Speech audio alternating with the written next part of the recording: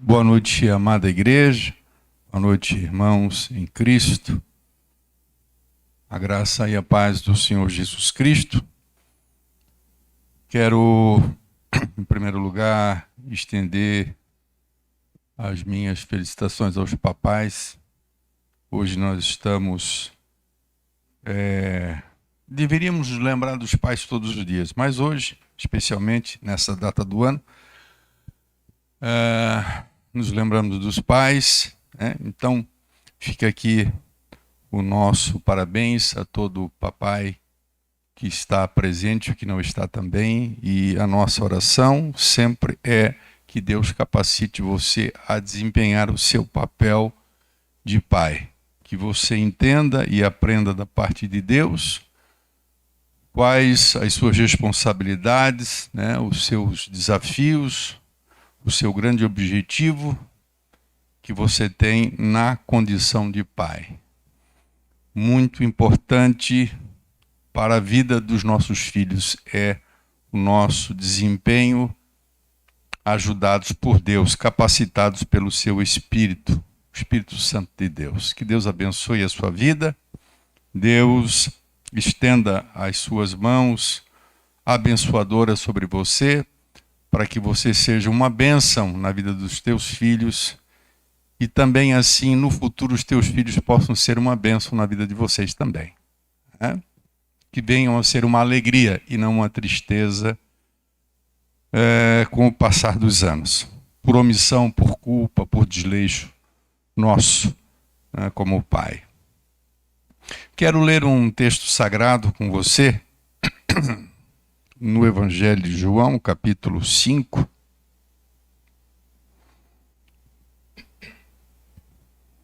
Evangelho de João, capítulo 5. Depois disto havia uma festa entre os judeus e Jesus subiu a Jerusalém. E havia em Jerusalém, próximo à porta das ovelhas, um tanque chamado em hebreu Betesda, que tem 5 alpendres. E nestes jazia ou estava uma grande multidão de enfermos, cegos, mancos, ressecados ou coxos, esperando o movimento das águas, ou o movimento da água, né, nesse tanque. Porque um anjo descia em certo tempo ao tanque e agitava a água. E o primeiro que ali descia, depois do movimento da água, sarava de qualquer enfermidade que tivesse. E estava ali um homem que havia 38 anos que se achava enfermo. Há 38 anos ele estava doente. E dá a entender, talvez até que ele estivesse durante esses 38 anos frequentando este tanque, né, de alguma maneira, esperando a sua cura. E Jesus, vendo este homem deitado e sabendo que estava neste estado havia muito tempo, disse para ele: queres ficar curado? Queres ficar são? O enfermo respondeu para Jesus: Senhor, eu não tenho ninguém, eu não tenho homem algum. E quando o anjo vem e a água é agitada, que me ponha no tanque. Mas, enquanto eu vou, desce outro antes de mim. Jesus disse-lhe: levanta, toma o teu leito e anda. E logo aquele homem ficou são, e tomou o seu leito e andava. E era aquele dia sábado. Eu particularmente gosto muito deste texto, desta passagem bíblica, porque ele me exorta, esse texto me exorta, ele me ensina a não colocar a minha expectativa naquilo que os meus olhos possam ver.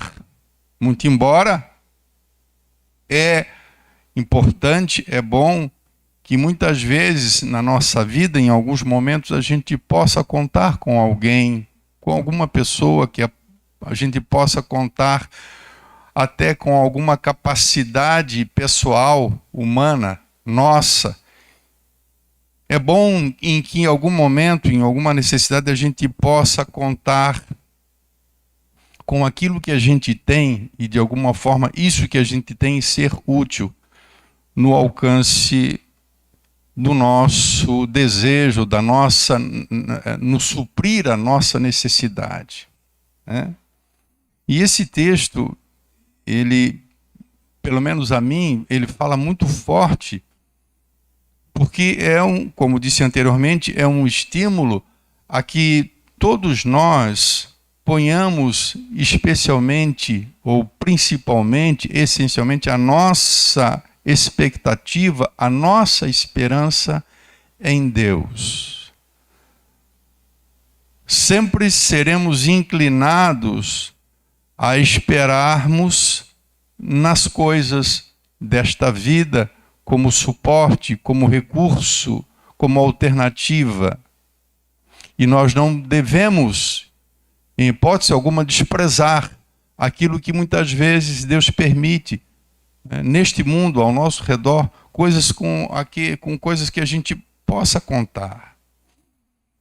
E o meu raciocínio e o meu pensamento, ele parte justamente da pergunta que Jesus faz para esse homem que já estava naquele lugar há 38 anos, ou no mínimo há 38 anos doente.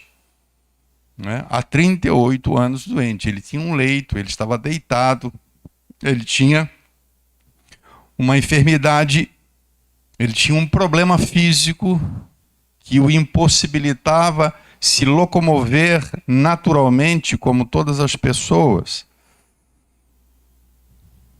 A pergunta que Jesus faz, e essa pergunta que deve nesta noite calar fundo em nosso coração, e nós devemos pensar muito seriamente sobre a resposta que esse homem dá a Jesus, quando Jesus lhe faz a pergunta. E justamente na resposta nós vemos o reflexo daquilo que muitas vezes ocorre dentro de nós. É uma realidade que acontece na vida, acho que de todas as pessoas, né? A tendência a nós pensarmos, ou esperarmos, ou contarmos as nossas expectativas como esse homem contava. A pergunta de Jesus, ela é objetiva. Jesus pergunta para ele: você quer ficar curado? Numa primeira reflexão, poderia alguém perguntar: não é lógica a resposta para uma pergunta como esta?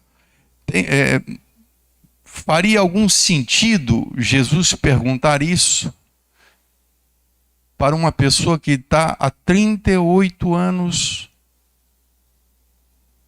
naquele lugar? Para quê? Para fazer turismo? Para estar ao lado de outros enfermos? Por não ter o que fazer em casa?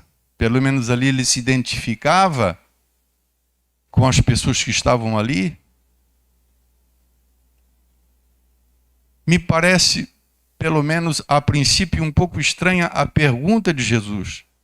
Você quer ficar curado? Você consegue imaginar a possibilidade de alguém poder responder: não, eu não quero ficar curado? Mas mesmo assim, se fôssemos analisar a pergunta de Jesus, eu acho que não no caso deste homem, mas muitas pessoas sofrem de males, de alguns males, e que no fundo, de alguma maneira aquilo lhe traz algum benefício. Por mais difícil que seja isso de compreender, né? Muitas vezes alguém poderá usar um mal, uma doença, um problema na sua vida como uma forma talvez de chamar a atenção das pessoas.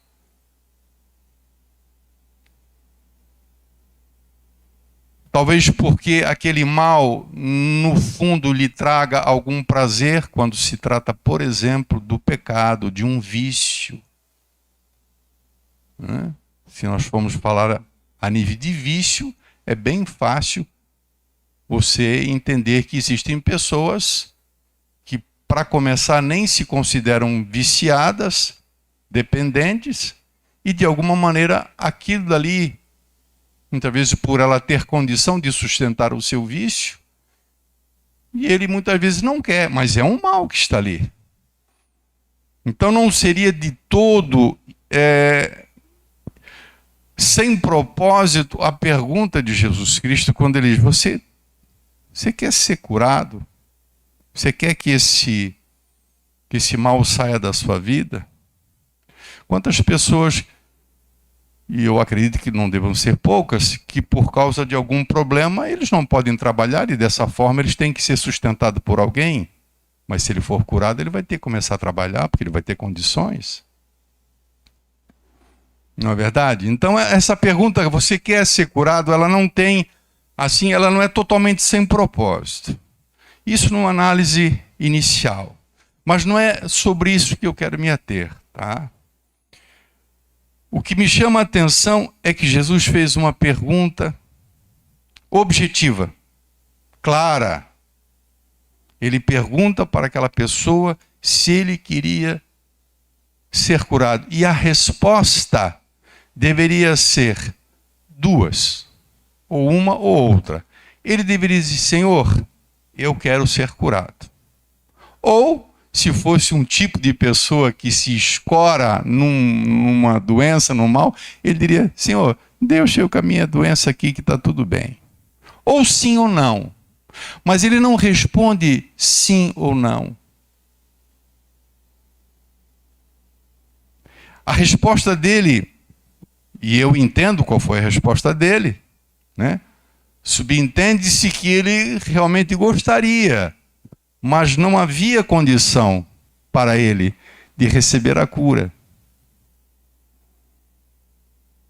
Jesus faz a pergunta objetiva e ele não é objetivo na resposta. Jesus queria ouvir um sim dele. Eu quero. Se a pergunta fosse outra: você tem fé que você pode ser curado? Ele também poderia dizer: Senhor, eu não tenho fé. Ou tenho. Mas ele entra, ele vem com uma resposta. E o que me chama a atenção é que a resposta dele reflete muitas vezes o que está dentro do nosso coração, no meu coração e no seu coração. O enfermo respondeu: Senhor, eu não tenho ninguém. A pergunta não foi essa. Jesus não perguntou: você tem condições de ser curado? Você pode contar com pessoas para ser curado? Jesus não perguntou isso para ele. Jesus perguntou: você quer ser curado? Ele diz: eu não tenho ninguém. Ele não tem ninguém. E aí então, numa primeira abordagem, nós podemos dizer, certamente e até compreensível, visto que parece, tudo leva a crer, que ele não conhecia Jesus. E ele não sabia nem com quem ele estava falando, do poder que Jesus tinha. Então, a primeira coisa que nós vemos é que esse homem, ele tinha a sua expectativa nas pessoas.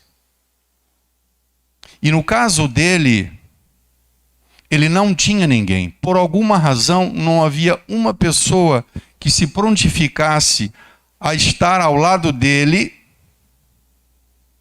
para que no momento em que o anjo descesse, ele pudesse ser levado por essa pessoa rapidamente até a água.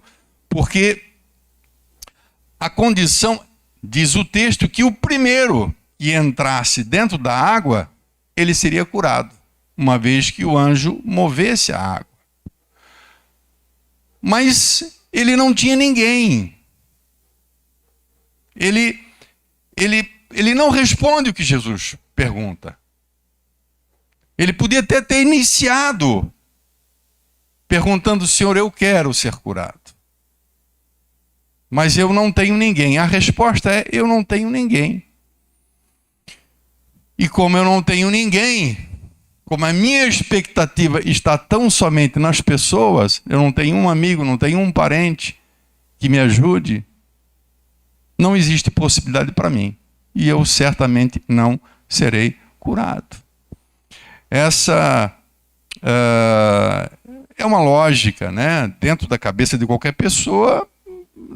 Nós, para muitas vezes encontrarmos a solução de um problema, nós precisamos contar com alguma coisa, e muitas vezes é com pessoas. Quantas vezes na nossa vida, irmãos, nós fomos ajudados por pessoas? Quantas vezes nós encontramos a solução de um problema quando alguém vem e se aproxima e nos ajuda? Nós não devemos desprezar a ajuda das pessoas. Nós não devemos rejeitar a ajuda de pessoas. Mas o que nós não podemos fazer é achar que a solução do nosso problema se encontra exclusivamente nas pessoas, de tal maneira que, se não temos pessoas, nós não teremos a solução do problema.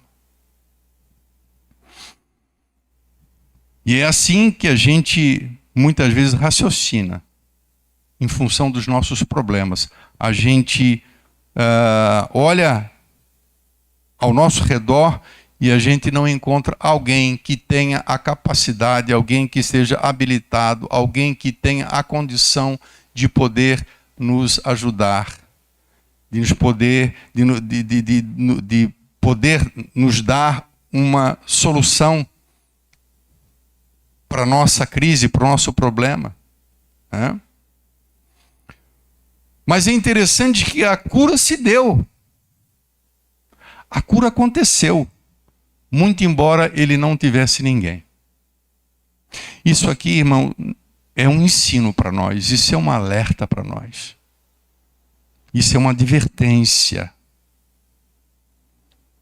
Quando nós olhamos para alguns casos na palavra de Deus, nós vamos nos deparar com pessoas que foram socorridas exclusivamente por Deus, quando estavam sozinhas, quando não tinham ninguém.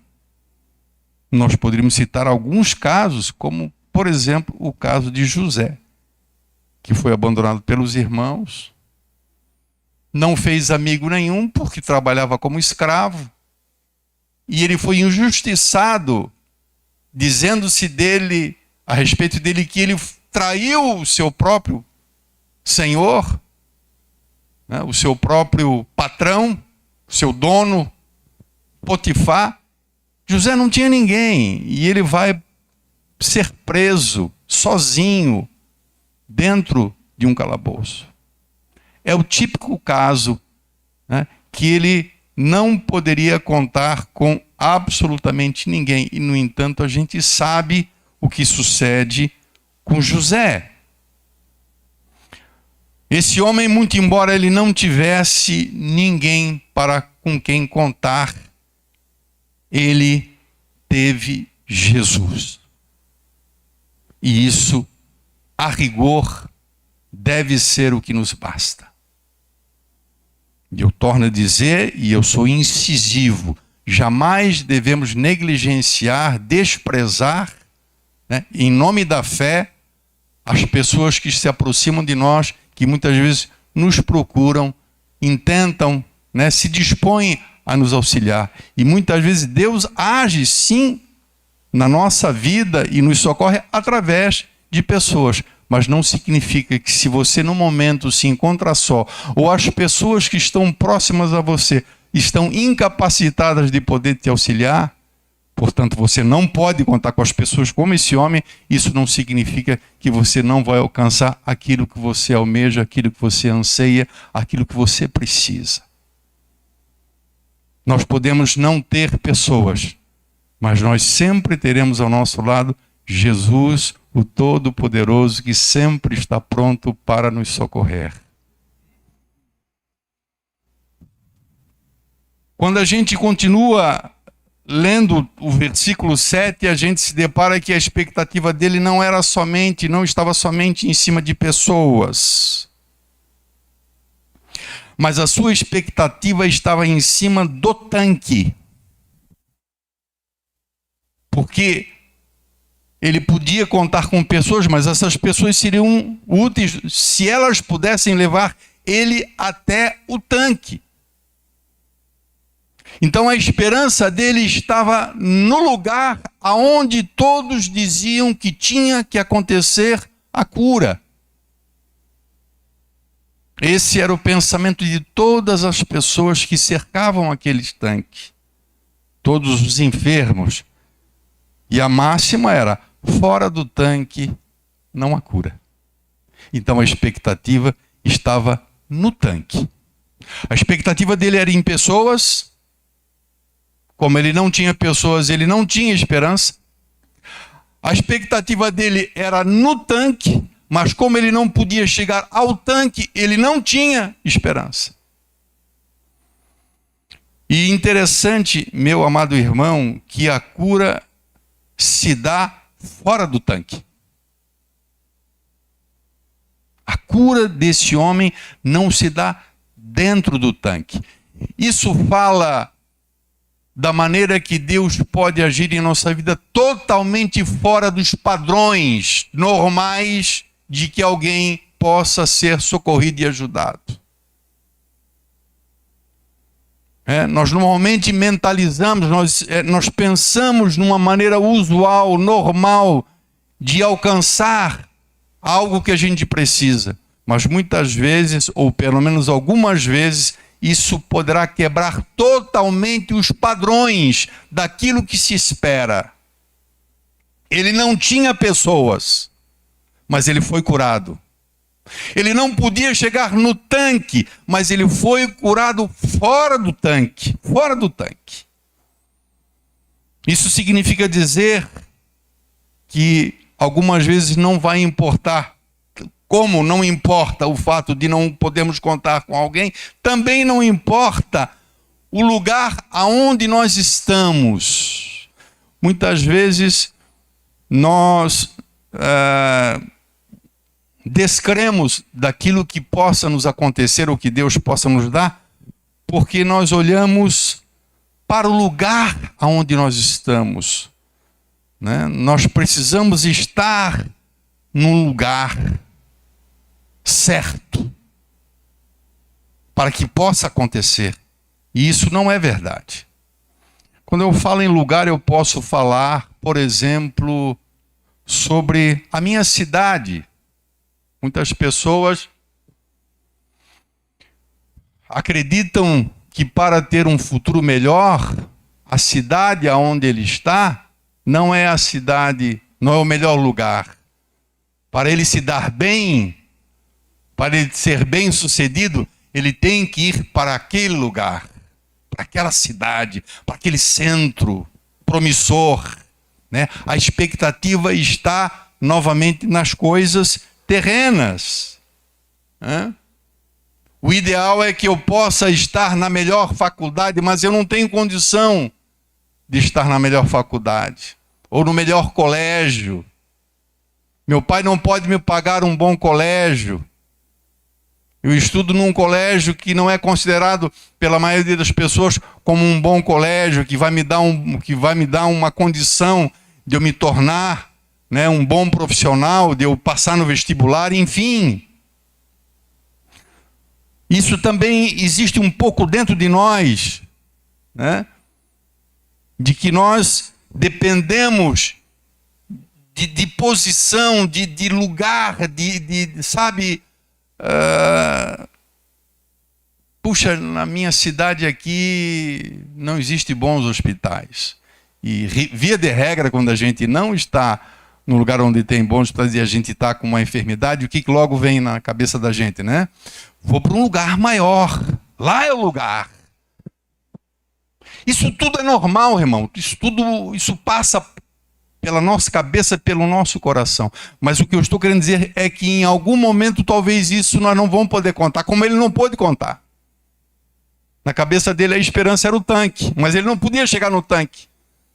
Como muitas pessoas de repente não podem estar no melhor hospital, não podem estar na melhor cidade. Existem pessoas que têm condição financeira e vão estudar fora, em outro país, vão aprender outros idiomas, vão ter uma educação mais... contando com isso, com o lugar. A esperança desse homem estava no tanque. Mas o que Deus nos ensina é que nós não precisamos estar no melhor lugar.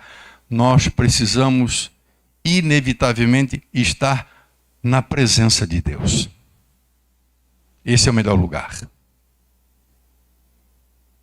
Este é o melhor lugar.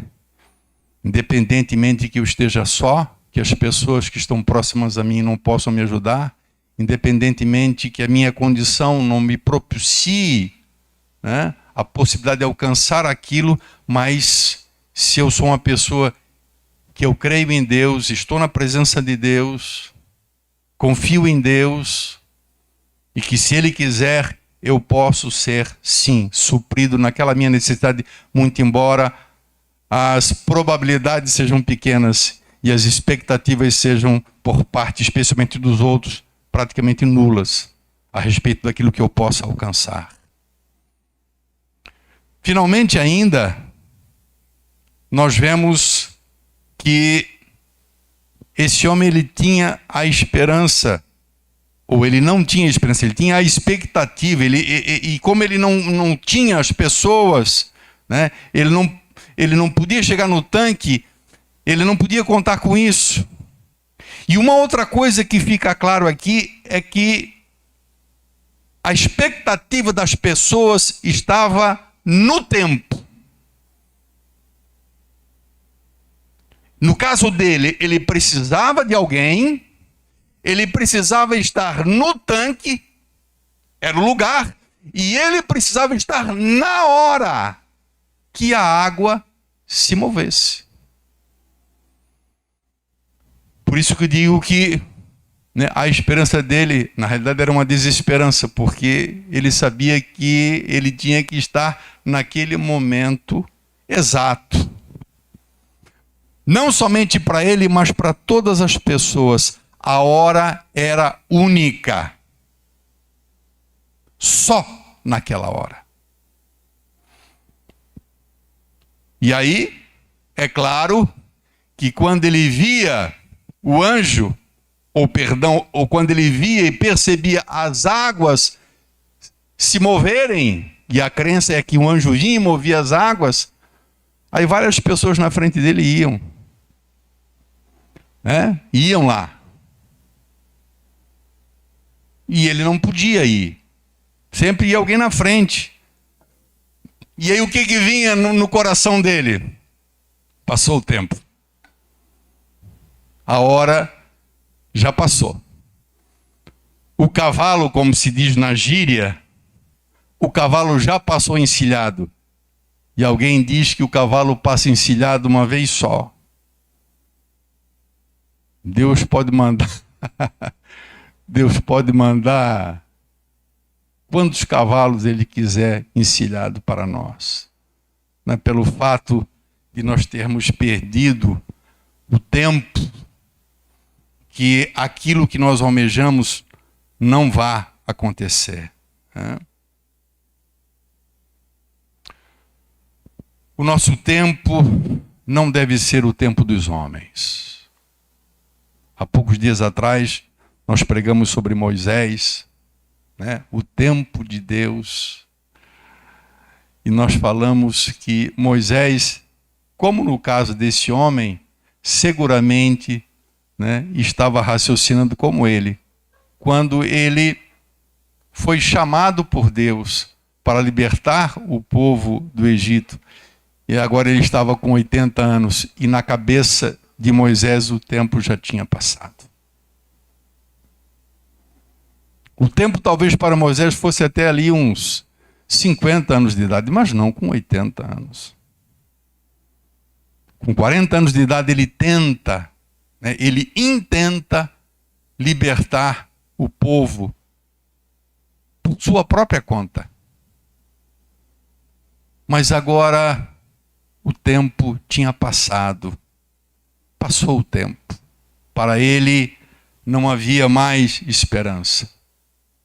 Mas Deus mostra para ele, para Moisés, que quem faz o tempo é ele, é Deus.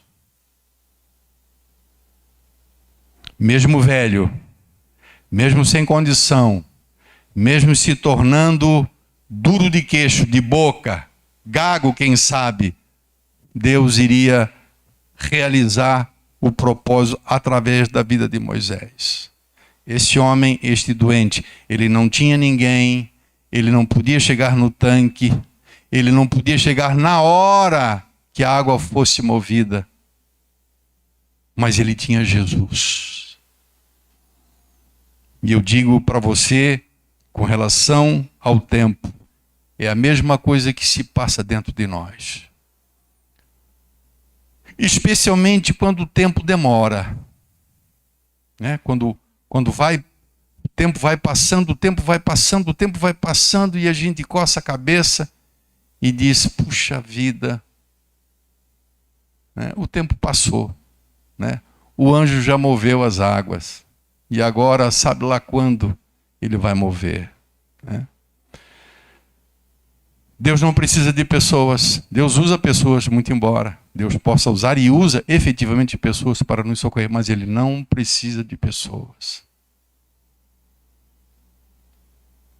É bom que a gente tenha a condição de poder se preparar, a gente poder estar numa determinada posição que nos favoreça aquilo que a gente necessita. Mas também Deus não precisa disso. Porque Deus, Ele é todo poderoso. A pergunta que eu entendo como sendo uma pergunta que ecoa dentro de nós, deve ecoar, foi uma só. Você só precisa de uma coisa. É como se ele dissesse para aquele homem. Nem fé, parece-me que esse homem manifestou. Muitas vezes a gente fala sobre a fé, e aqui abre-se um parêntese importante que eu não ia falar, e agora vem bem claro para mim dizer isso. Muitas vezes, irmãos, a nossa fé, ela está fragilizada, presta atenção. Deus pode estar falando com alguém. A nossa fé pode estar fragilizada, mas a fragilidade da nossa fé nunca, jamais vai fragilizar Deus. Às vezes existem intérpretes da palavra de Deus que dizem, afirmam de uma maneira incrível que Deus não pode realizar algo se não houver fé. A Bíblia diz que sem fé é impossível lhe agradar, mas nunca, jamais a falta de fé de alguém vá tornar menor ou incapacitar Deus. O próprio Moisés, quando ele diz, Deus, como é que nós vamos alimentar milhões de pessoas como nesse deserto? E Deus disse, Moisés, tu está me estranhando? Tu está achando que a minha mão encolheu? Tu está achando que não existe poder para fazer o que eu estou dizendo? O próprio Moisés duvidou. Esse homem, a meu modo de entender, ele nem tinha a fé que nós desejamos ter para alcançar aquilo que Deus possa nos dar. Deus nem perguntou, Jesus nem perguntou para ele, você tem fé? Como ele já fez para outras pessoas. Ele só perguntou, você quer ser? Você quer ser curado?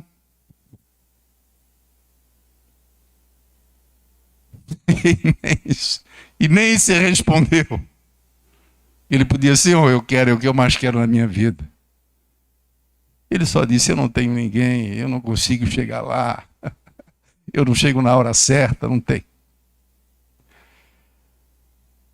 Isso nos traz, né, uma palavra tão forte ao nosso coração, porque em algum momento, né, a gente vai se desesperar, talvez pelo tempo que se passa e aquilo que a gente espera, né, e à medida que o tempo passa, a nossa fé pode enfraquecer, sim. Quem disser que não, mente. Isso acontece, não a fé no sentido de que Deus não tenha poder, de que Deus não esteja vendo, mas fé no sentido de que Deus não quer fazer ou não irá fazer, né?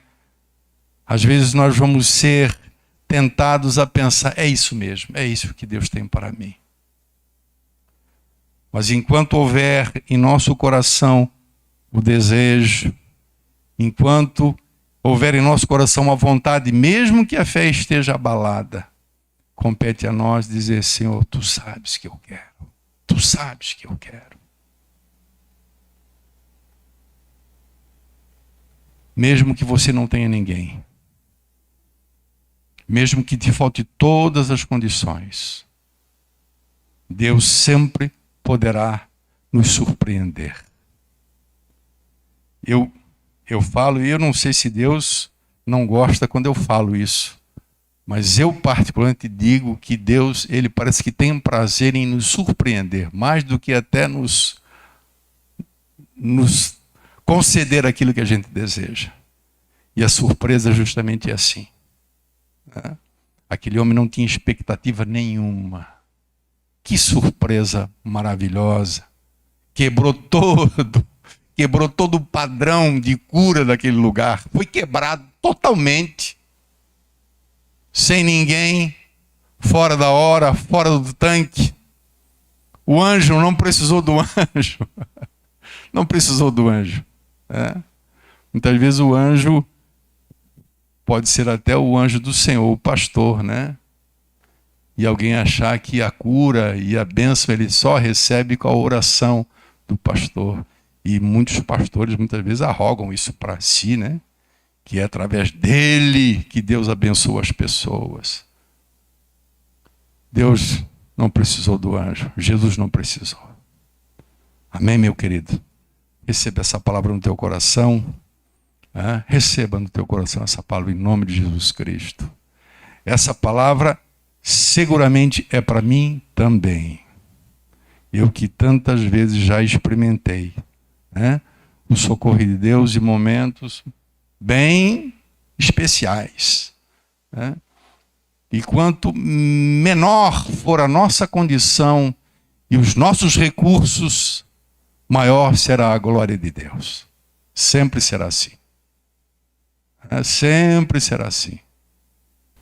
Porque às vezes quando Deus usa alguém, Deus quer nos abençoar e usar alguém, às vezes até esse alguém vai querer rogar para si, levar para si o mérito.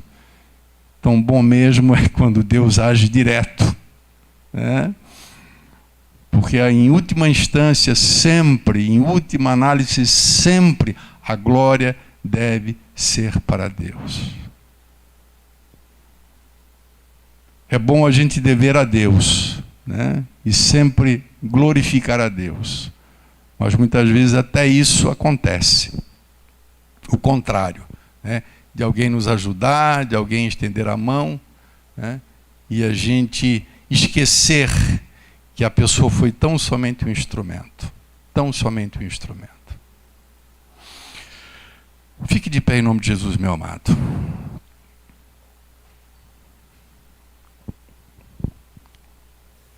Senhor Deus, eu sei, tenho certeza absoluta, que nesta noite, Pai, existem pessoas que estão na condição daquele homem próximo ao tanque de Betesda. Pessoas que se sentem solitárias, pessoas que se sentem sem ninguém para lhes ajudar. Não que esteja abandonada, mas as pessoas que estão ao seu redor não têm condições para lhe ajudar.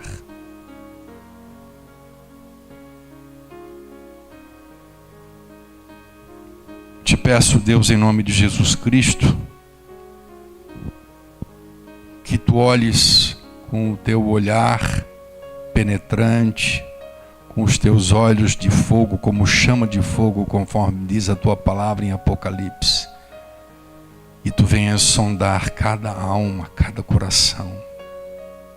Tudo é patente aos teus olhos. Como dizes também em Apocalipse, eu conheço a tua tribulação.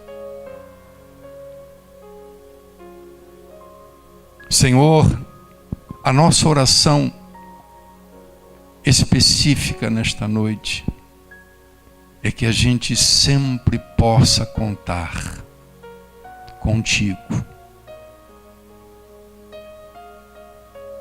Se for da tua vontade que possamos contar com outras coisas indiretamente, como amigos, como parentes, como as posses que nos deste, o nosso conhecimento, amém. Mas sabemos, Senhor, que muitas vezes tudo aquilo que possuímos ou que temos não nos ajuda em nada e dependemos exclusivamente de Ti. Por isso a advertência desta palavra, que antes de tudo e acima de tudo, devamos depositar a nossa esperança em Ti, Senhor. A Tua palavra diz que todos aqueles que esperam em Ti jamais serão confundidos. Mesmo que aparentemente Tu te apresentes para alguns como o que chegando atrasado, mas Tu sempre chegas na hora certa. Eu tenho certeza que aquele foi o momento daquele homem, muito embora ele tenha estado todos aqueles anos. Mas a nossa fé nos diz que aquele foi o momento exato dele ser curado, foi o momento exato da sua bênção. Que o Teu Espírito Santo ministre essa palavra, Senhor, a cada coração. E que se em algum momento eu falhei, Pai, na comunicação do Teu recado, te peço a ajuda do Teu Espírito.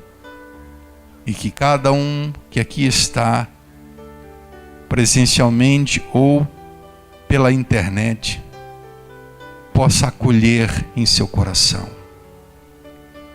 E jamais perdermos a esperança, mesmo que tudo nos falte, mas sempre Te teremos. O Senhor dos Senhores, o Deus Todo-Poderoso, que tem o poder para fazer até o impossível. Muitas coisas que precisamos, Senhor, não chega às raias do impossível, mas mesmo que seja, sabemos que Tu podes assim fazer. Que Tu tenhas nesse momento, Pai, que Tu tomes nesse momento a iniciativa de colocar paz no coração daquele que está aflito, de colocar esperança naquele que já perdeu a sua esperança.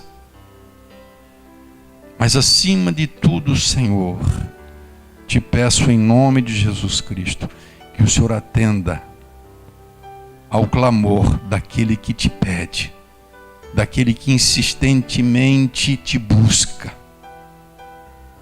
e em ti confia.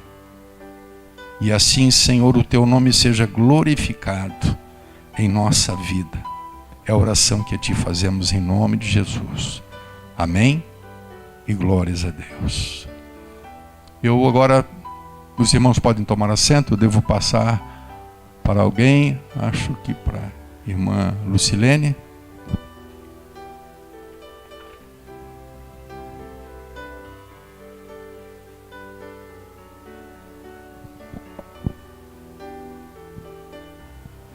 Nós vamos estar fazendo nesse momento uma homenagem para os pais. Eu queria chamar os adolescentes aqui.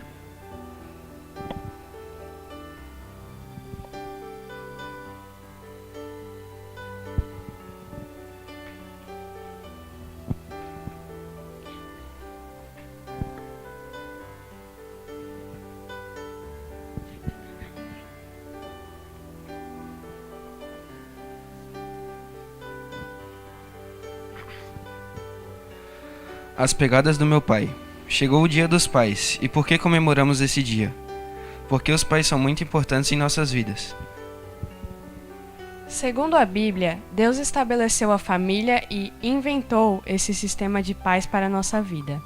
Os pais cuidam de nós, providenciam um sustento enquanto somos crianças, dão exemplos para seguirmos um caminho que agrade a Deus e transmitem princípios dados por Deus para sermos felizes e completos. As pegadas do meu pai. Mas o que quer dizer isto? Você sabe que a pegada é um vestígio, um rastro ou um sinal deixado pela pisada ou passagem de um homem ou animal por algum lugar. Costuma-se dizer que seguir as pegadas de alguém é fazer o que essa pessoa faz ou imitar essa pessoa. A palavra de Deus diz que o pai deve ensinar seus filhos. Instrua a criança segundo os objetivos que você tem para ela, e mesmo quando envelhecer não se desviará delas. Provérbios 22, versículo 6. Disciplinar seus filhos. Quem se nega a castigar seu filho não o ama, e quem o ama não hesita em discipliná-lo. Provérbios 13, 24. Ser justo e ter uma vida correta. O homem justo leva uma vida íntegra. Como são felizes seus filhos. Provérbios 20, versículo 7. Aconselhar seus filhos. Meu filho, se o seu coração for sábio, o meu coração ficará alegre. Provérbios 23, versículo 15. Como vimos, não é fácil ser um pai de acordo com a palavra de Deus. Saiba que, quanto mais perto seu pai estiver de Deus e quanto mais ele depender de Deus, mais ele será um pai segundo a vontade de Deus para você. Deus também quer que você seja um filho como ele planejou, pois também foi Deus quem inventou essa história de filho. Segundo a palavra de Deus, o filho deve prestar atenção ao ensino do pai. Ouçam, meus filhos, a instrução de um pai. Provérbios 4, versículo 1. Obedecer ao pai. Meu filho, obedeça aos mandamentos de seu pai. Provérbios 6, versículo 20. Dar alegrias ao pai.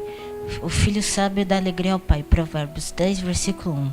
Aceitar a disciplina do pai. O insensato faz pouco caso da disciplina de seu pai, mas quem acolhe a repreensão revela a prudência. Provérbios 15, versículo 5.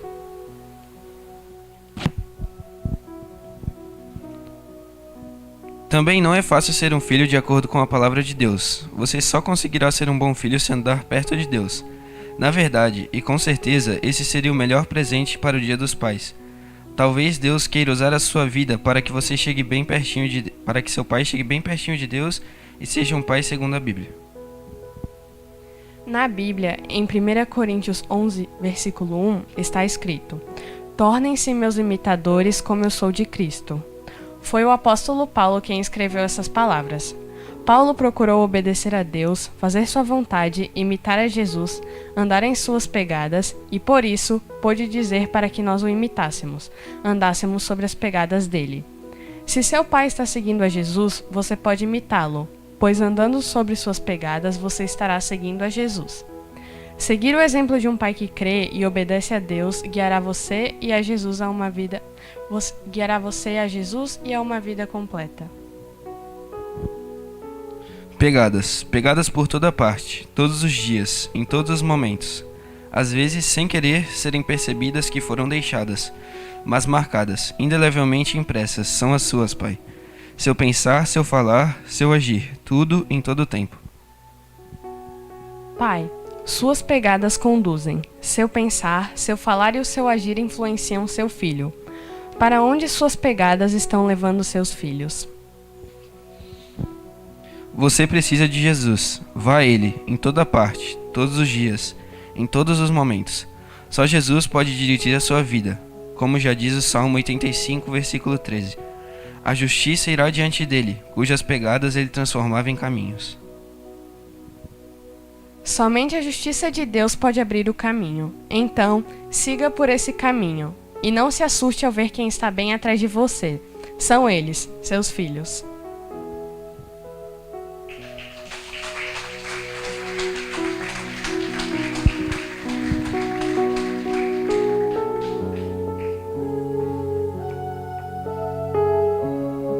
Nós vamos estar chamando todos os pais aqui para vir pertinho dos seus filhos, para que a gente possa fazer uma oração junto com eles, agradecendo a Deus a vida de todos os pais, né, e que eles possam seguir primeiramente os passos de Jesus, porque eles estão seguindo vocês. Nós estamos seguindo vocês, pais. Então que Jesus os dê em graça a cada dia para que os filhos que vão atrás de vocês consigam seguir os passos de vocês até o céu, né?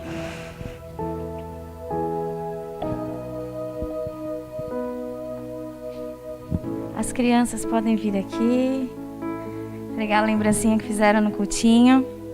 Amém? Todos os pais presentes estão aqui? Tá faltando, tá faltando. Chega aqui, Lucas, Mário.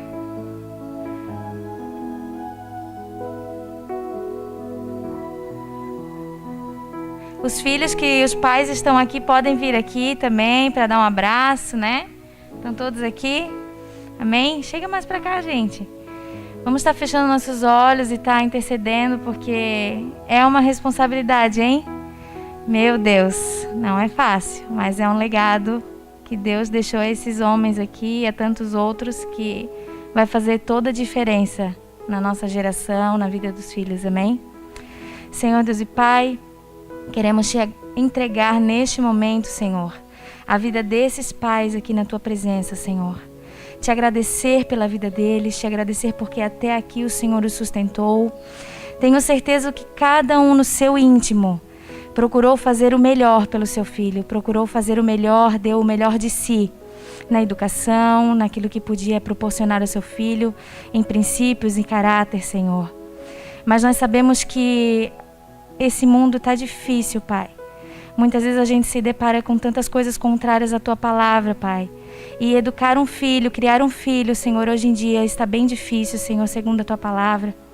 E eu peço, Senhor, que o Senhor venha estar instruindo esses homens a cada dia mais.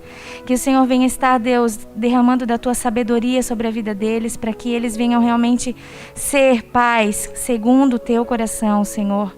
Ensinar, Senhor, a Tua palavra, ensinar os Teus caminhos, Pai. Para que verdadeiramente, Deus, uma nova geração possa nascer, Senhor, temente, fiel ao Senhor. Que esses homens venham ser, Senhor, orgulho, né, para os seus filhos, Pai. Que em nome de Jesus, Deus, os seus filhos possam, Senhor, também expressar essa gratidão sempre, Senhor, porque ser pai e mãe, Deus, é uma tarefa tão difícil, Senhor, mas também tão gratificante. E nós te pedimos neste momento que o Senhor cubra eles com as tuas bênçãos, que o Senhor venha trazer saúde, cada dia mais, muitos anos de vida, Senhor, a esses homens, Pai, e que eles continuem sendo pais, segundo o teu coração, Senhor. Em nome de Jesus, Pai. Amém? Fiquem aqui para a gente dar uma lembrancinha para vocês, tá?